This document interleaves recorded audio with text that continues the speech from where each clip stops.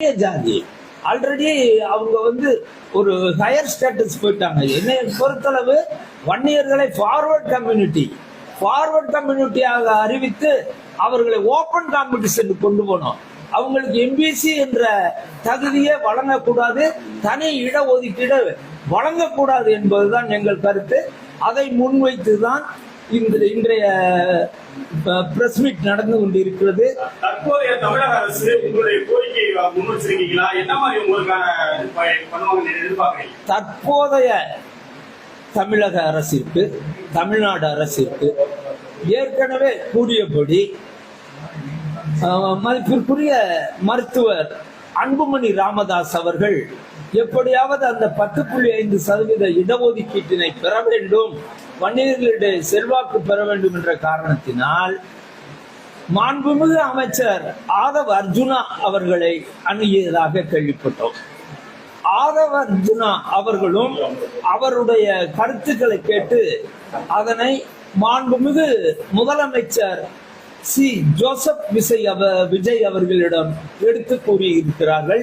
இவர்களுக்கு இந்த இடஒதுக்கீட்டினை கொடுத்தால் வடக்கே இருக்கக்கூடிய வன்னியருடைய ஓட்டு வங்கியை நாம் பெற்றுக்கொள்ளலாம் என்ற எண்ணத்தையும் முதலமைச்சருடைய எண்ணத்தில் மனதில் பதிவு செய்துள்ளார்கள். ஆனால் இது மிகப்பெரிய தவறு.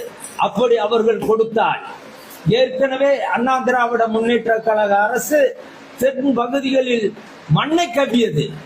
அதற்கு முதல் காரணம் அவருக்கு அளித்த 10.5% இடஒதுக்கீடு தான்.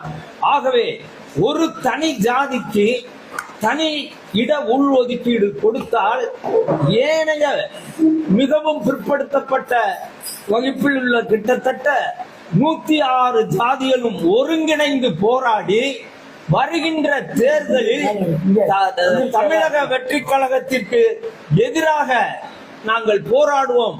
அப்படி கொடுத்தா, ஏன்னா தமிழக வெற்றி கழகம் தற்பொழுது வெற்றி பெற்றிருப்பதற்கு காரணமே மிகவும் பிற்படுத்தப்பட்ட வகுப்பினரை சார்ந்த இளைஞர்கள் தான் என்பதை இந்த நேரத்தில் முதலமைச்சர் அவர்களுக்கு நான் பதிவு செய்ய கடமைப்பட்டிருக்கின்றேன்.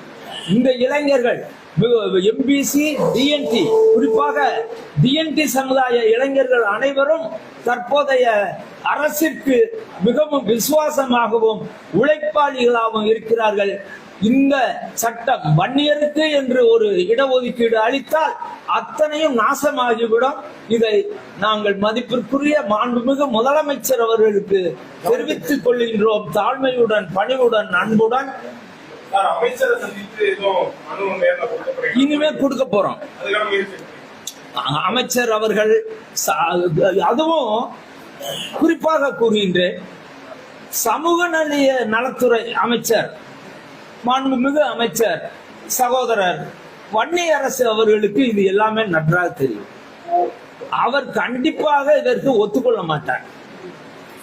அவரை பொறுத்தளவு அனைவரும், அனைத்து ஜாதியினரும் ஒன்றுதான், அனைவரும் ஒற்றுமையுடன் இருக்க வேண்டும், அனைவரையும் சமமாக பாவிக்க வேண்டும் என்ற எண்ணத்தில் தான் அவருடைய தலைவர் இனிய சகோதரர் மதிப்பிற்குரிய தொல் திருமாவளவன் பயணித்துக் கொண்டிருக்கிறார்.